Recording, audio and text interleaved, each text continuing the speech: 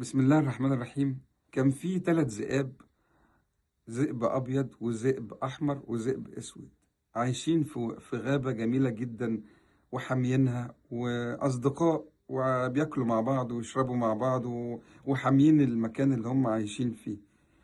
نظر ليهم أسد جعان بيمر بالوادي دوت، وقرر إن هو يشبع جوعه بإن هو يفترسهم أو يهاجمهم. فقعد يفكر هل قوته تسمح له ان هو ياخد الفرصة ديت ويقتنص الفرصة وياكلهم مع بعض. لقى ان قدرته او قوته مش هتسمح، فبدأ يشغل دماغه ويشغل عقله. ملقاش غير الفكرة ان هو يبدأ يتكلم مع يفرق بينهم.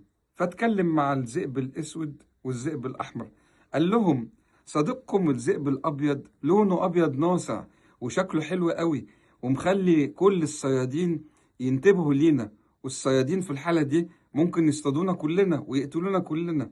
تعالوا خلوني أكله وهنعيش في سلام مع بعض احنا التلاتة.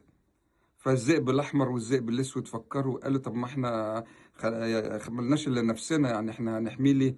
صح كلام الأسد، صح، احنا نخليه ياكل الذئب الأبيض اللي هيلفت نظر الصيادين، واحنا نكمل حياتنا مع الذئب، مع الأسد في منتهى الهدوء والسكينة. وفعلا غدروا بصاحبهم الذئب الأبيض وخلوه ياكل الذئب الأبيض.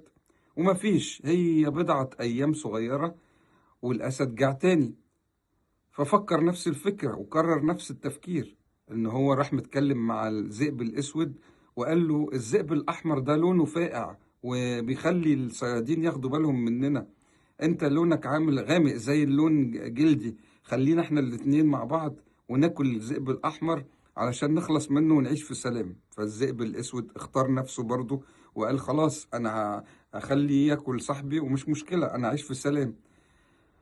فالاسد نفذ وكل الذئب الاحمر.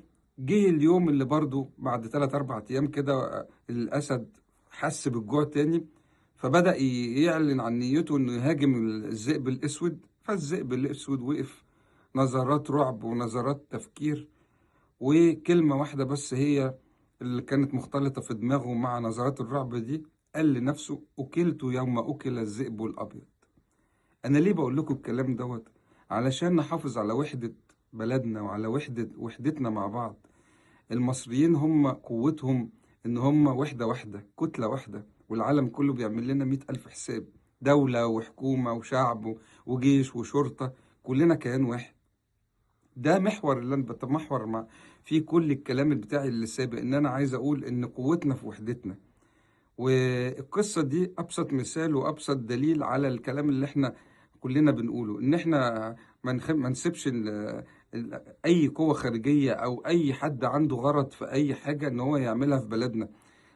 نقول نحرق الاخضر واليابس، او نعمل بقى خرم في المركب، طب وبعدين ما الكل هيغرق. ده الهدف من القصة، إن هو الاتحاد قوة والتفرق ضعف. وأعتقد إن القرآن الكريم وكل الكتب السماوية قالت نفس الكلام، وأوصت بالاتحاد، وأوصت بإن كلنا نكون إيد واحدة. أتمنى إن الفكر ده والمفهوم دوت يوصل لكم، وتفهموا الهدف من القصة اللي طولت عليكم بيها. أشكركم وشكرا.